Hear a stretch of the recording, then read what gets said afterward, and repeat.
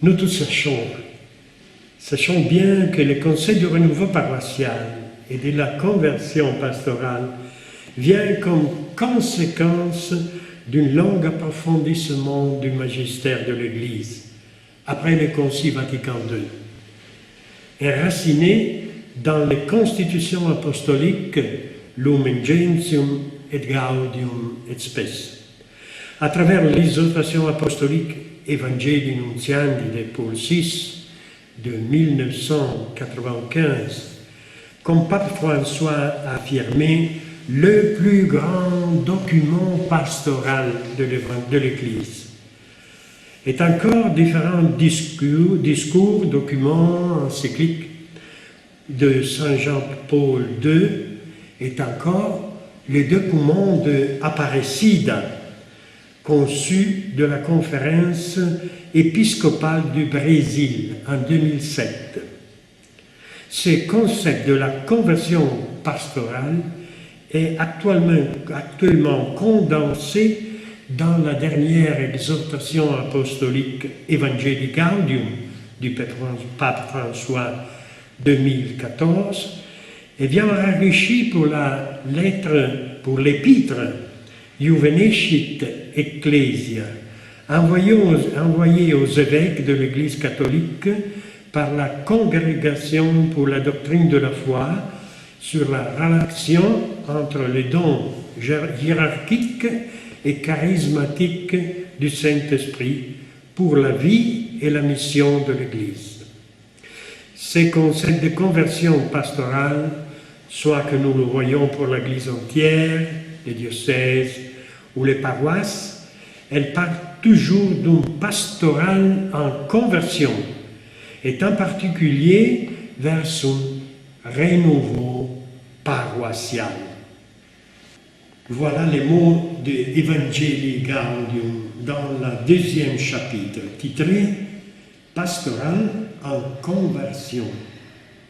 C'est le point 25, pas complète, mais deux mots. J'espère que toutes les communautés feront en sorte de mettre en œuvre les moyens nécessaires pour avancer sur le chemin d'une conversion pastorale et missionnaire, qui ne peut laisser les choses comme elles sont.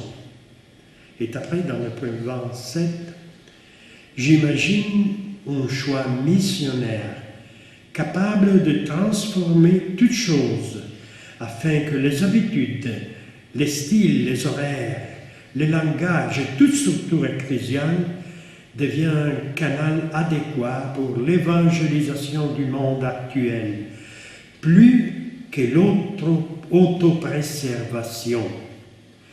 Et à la fin de le numéro 28, à travers toutes ces activités, la paroisse encourage et forme le membre pour qu'il soit des agents de l'évangélisation.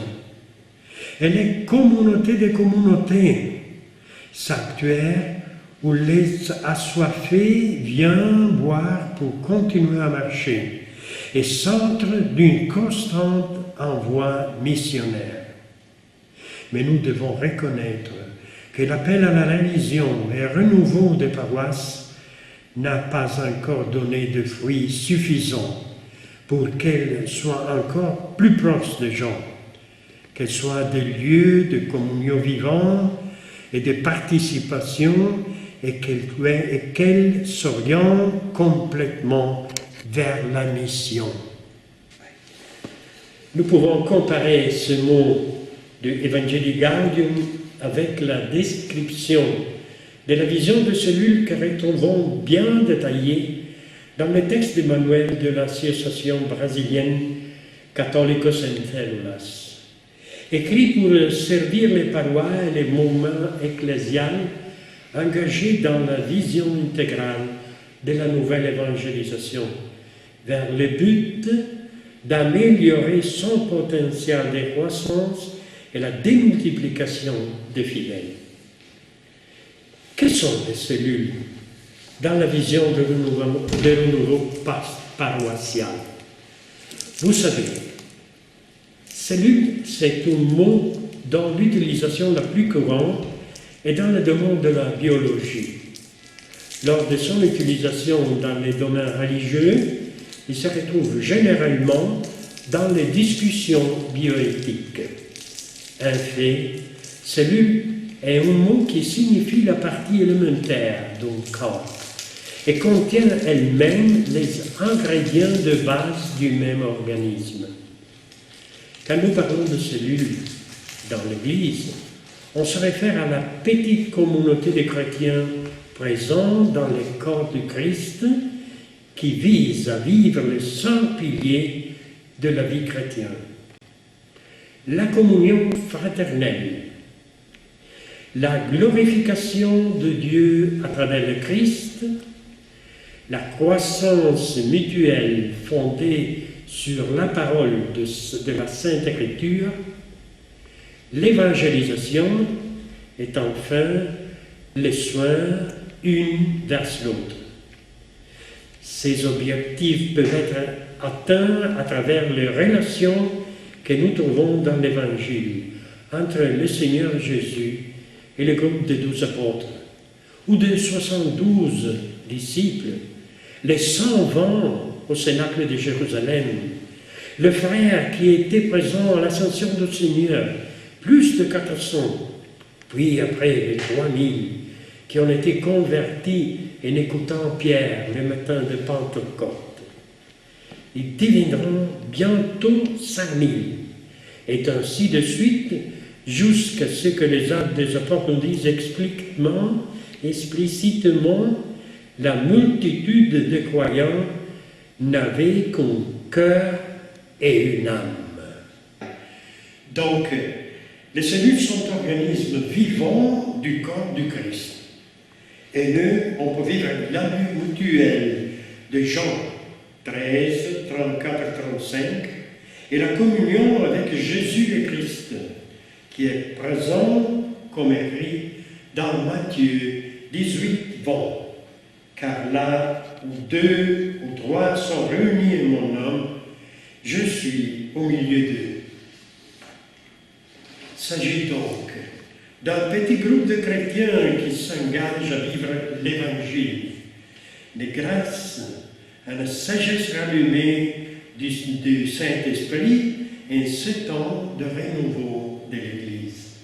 Nous sommes profondément reconnaissants envers le Seigneur qui nous permet de profiter de cette vision qui vient dans les rues du Saint-Esprit. Et en réalité, il ne nous appartient pas et brise nos systèmes humains pour nous montrer que c'est encore notre bon pasteur qui prend soin de son troupeau. Sont plusieurs les caractéristiques davantage des cellules pour le renouveau de la paroisse. Une vie spirituelle de membres étroitement liés au Jésus, une fraternité profonde en chaque cellule et dans la communauté entière, une accueillance fraternelle pour eux qui approchent la communauté, les moyens pour une formation spirituelle et catéchétique continuelle, une grande disponibilité de membres pour le ministère de la paroisse, la formation progressive des formateurs pour les derniers arrivés, l'annonce de l'Évangile au dehors de l'Église, à travers les relations habituelles. On ne surprend pas qu'avec cet renouveau surgissent aussi beaucoup de vocations à la vie consacrée au service de l'Église entière.